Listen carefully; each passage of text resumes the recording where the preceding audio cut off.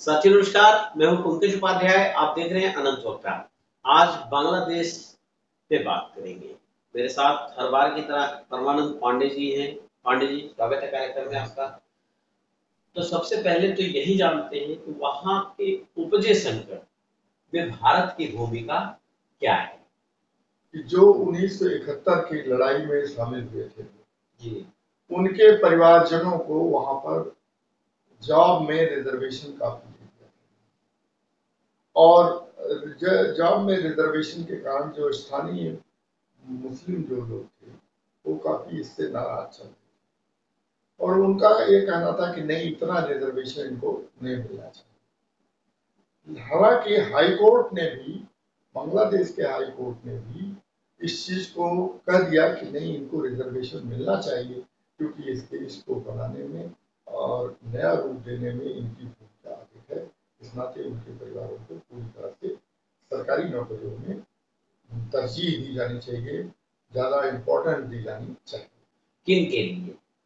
जो लोग 1971 की लड़ाई में बांग्लादेश मुक्ति संग्राम में जिन लोगों का योगदान था, ये परिवारों के लोगों को उसमें 56% आरक्षण की बात कही गई, जिसको कि बांग्लादेश के हाई कोर्ट ने भी मान लिया कि हाँ, इतना आरक्षण दिया जाना चाहिए। उसको लेकर के बाकी नौजवानों ने काफी विद्रोह किया। हालांकि आम ये ऊपरी तौर पर ये दिखता है कि ये आरक्षण के कारण वहां के नौजवानों ने विद्रोह किया, लेकिन वास्तविकता कुछ और। वास्तविकता यह है कि वहां पर जो ये उग्रवादी तत्व हैं, जो जमात इस्लामी तत्व हैं, ये इन लोगों ने भड़काया। क्यों भड़काया? क्योंकि उनका कहना था कि भारत के साथ बांग्लादेश के संबंध सुदृढ़ नहीं होने चाहिए। भारत देश के साथ जो सुदृढ़ संबंध था वो उनकी आंख का किरकिरी बन चुका था और शेख हसीना वादे इसमें काफी महत्वपूर्ण भूमिका निभा रही थी, क्योंकि वो 1975 से लेकर के 1970 तक यहाँ हिंदुस्तान में रह चुकी हैं और इसके साथ वो जब भारत से लौटी तो भी उनको भारत का पुरजोर समर्थन मिलता रहा है।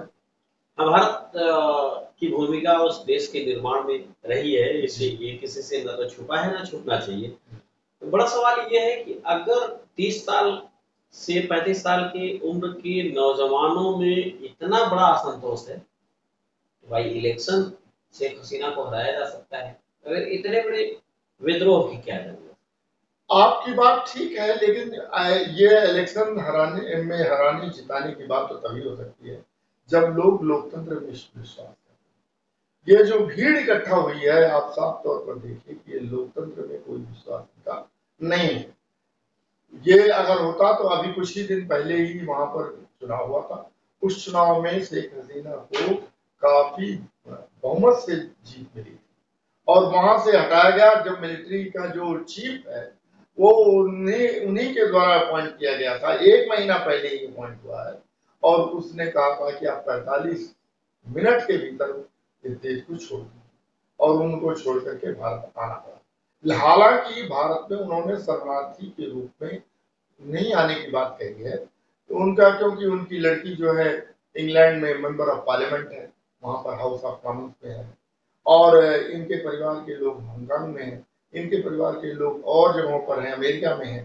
तो इन लोगों के लिए कोई दिक्कत नहीं है, ये काफी अच्छे परिवारों के लोग हैं और ये इनका एक रिश्तेदार फिनलैंड में भी बहुत अच्छी पोजीशन पर है, तो ये चाहती हैं कि शायद फिनलैंड या लंदन चली जाए।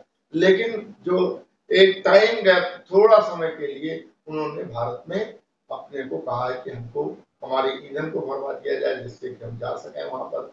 लेकिन भारत सरकार, चूंकि आपको याद होगा कि मोदी सरकार के शपथ ग्रहण समारोह के बाद 2 बार शेख हसीना वाले यहाँ पर जी, एक बार तो वो शपथ ग्रहण समारोह में शामिल हुई थी, दूसरी 10 दिन बाद ही आई थी और उन्होंने भारत के प्रधानमंत्री को ढाका में बुलाने के लिए आमंत्रण भी दिया।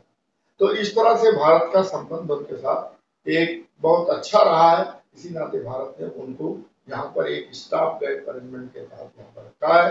अगर वो शरणार्थी के रूप में आना चाहेंगे तो मुझे पूरा विश्वास है कि भारत उनको शरण देगा। पड़ोसी है, पड़ोसी के साथ अच्छे संबंध होने भी चाहिए।